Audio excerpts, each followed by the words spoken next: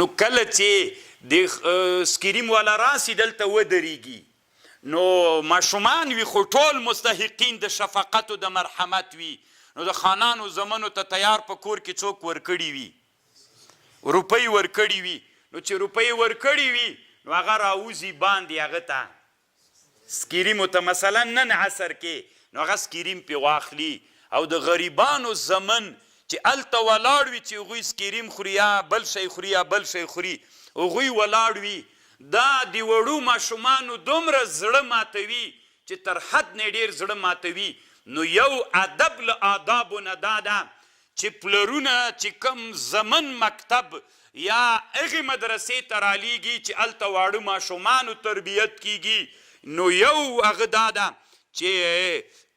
د ده زړه ماتیږي د دې ماشوم دا چې زړه مات سو پلار ته چې راغی یو قسم پلار باندې بې اعتمادۍ راځي چې د خلکو څومره ښه پلرونه دي پیسې ورکوي د ما څومره بد پلار ده یو قسم یې د پلار ته په زړه کې هغه را پیدا کیږي څومره ښه ادب سو طالبانو یعنې رښتیانن زړه ومنه بالکل طالبانو باید په دې باندې عمل وسي تاسې مو خپله طالبي در په یاد که یا که نه زه خپله په طالبي کې یو ورځ د داسې واقعې سره پیښ سوی یمه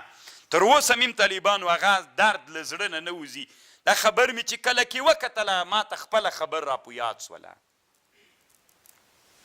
نو الله عز وجل د طالبانو ورونو او حدیث نه ورته استدلال کړی طالبانو د دې دپاره من ضار بمسلم اضر الله تعالی به که چا مسلمان ته ضرر ورسو الله به ده ته ضرر ورسوي اوس دې باندې ضرر یو خوړکی ماشوم څومره ودردید بې پلار ته ورغی ضرر یې پلار ته رسیږي خو د تا د پیسو د وجې نه نو دا یو اصل ده دا یوه قاعده ده دا یو ادب ده چې د کتابو د مکتب او د وړو ماشومانو هغه کې باید دا کار بالکل ونسي الله عز وجل دې موږ تاسې په حال رحم وکړي یا کتاب طالبانو چې پیدا کوي ډېر خوندور